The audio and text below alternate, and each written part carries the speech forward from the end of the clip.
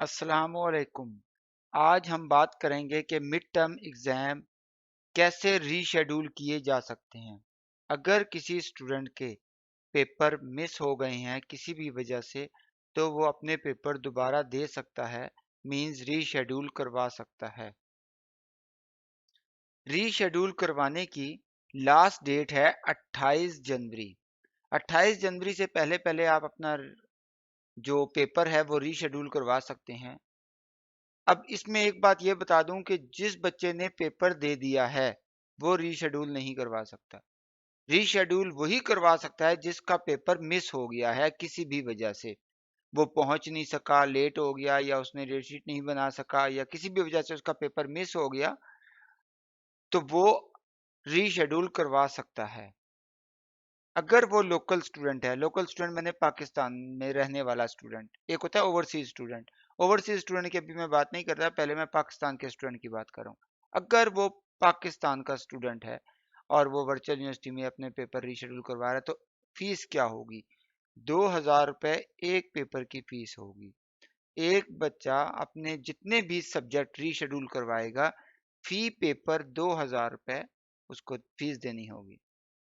और ये fees non refundable होती है। अगर एक बच्चा रीशेड्यूल के लिए प्लान कर लेता है और वो फिर भी पेपर नहीं दे पाता, तो उसको 2000 रुपये देने होंगे अगर वो रीशेड्यूल प्लान कर लेता है। समटाइम एक बच्चा से बात हुई, उसने कहा जी मैंने रीशेड्यूल के लिए अप्लाई कर दिया, लेकिन अब मैंने पेपर नहीं देना, तो अब वो कैंसिल नहीं, ऐसा नहीं होता। अगर आपने अप्लाई कर दिया तो आप उसको विड्रा कर सकते हैं एक खास टाइम तक। वो अभी मैं आपको एलएमएस में दिखा देता हूँ कि विड्रा का ऑप्शन किधर है।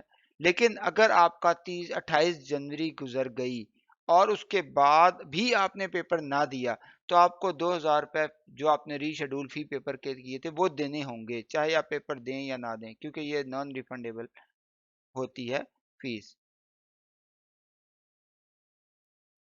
अब अगर एक बच्चे ने अपनी रीशेड्यूलिंग करवा ली 28 जनवरी से पहले पहले, तो वो पेपर होगा कब? वो पेपर होगा संडे 30 जनवरी को। और उसकी टाइमिंग क्या होगी? टाइमिंग यूनिवर्सिटी खुद अनाउंस करेगी।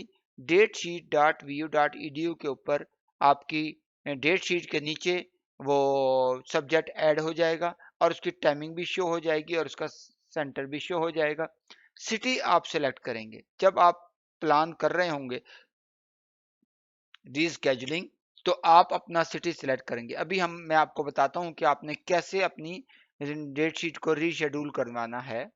अगर आप 28 जनवरी से पहले पहले अपने मिस्ड पेपर जो आपके नहीं दे सके वो रीशेड्यूल करवाना चाहते हैं, जो कि 30 जनवरी संडे को होंगे, तो हम अपने एलएमएस पे जाते हैं और हम देखते हैं कि कैसे हम अपने मिस्ड पेपर को रीशेड्यूल कर सकते हैं।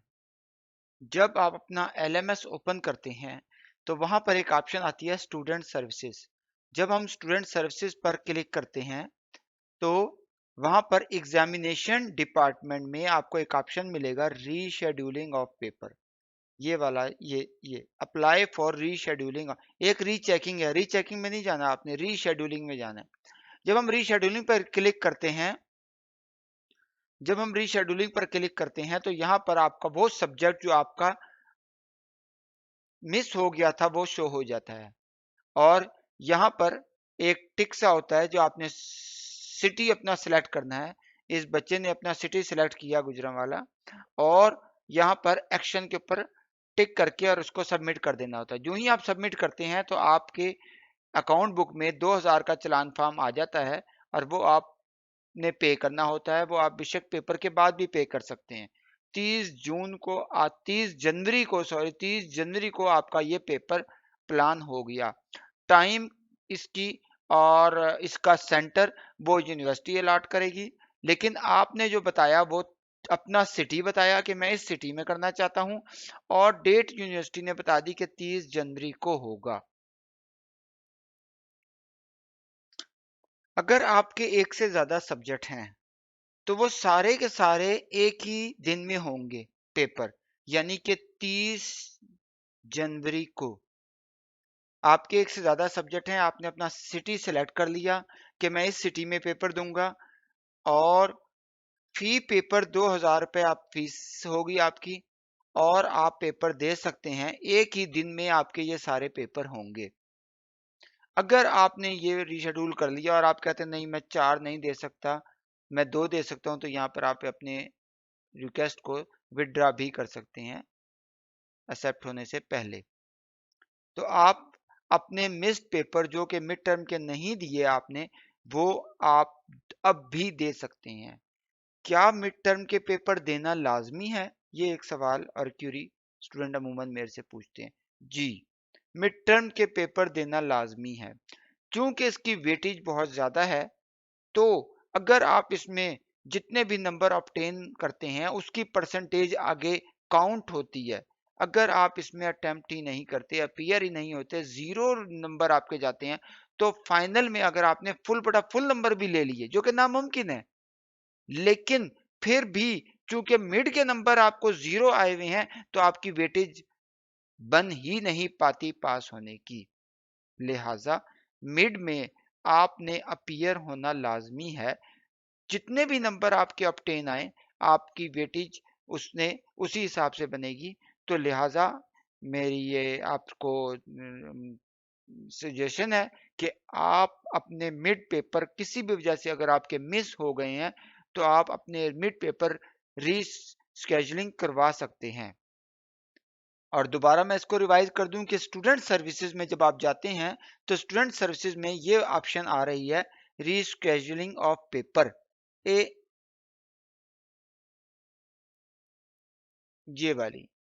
जब हम इस पर क्लिक करते हैं, तो हमें हमारे पेपर जो हमारे मिस हो गए हैं, जो हम नहीं दे सके, वो सामने शो हो जाते हैं और हम उनको अप्लाई कर सकते हैं, और उसका पेपर हम 30 जनवरी को दे सकते हैं। जी, और इसकी फीस आप पेपर के बाद भी दे सकते हैं, यानी कि रिजल्ट से पहले पहले आपने इसकी फीस जमा करवानी है। फिर भी अगर आपका कोई क्वेश्चन हो, कोई क्यूरी हो, तो आप मुझे राब्ता कर सकते हैं। मेरा नंबर 03316214 835। Thank you. खुदा हाफिज।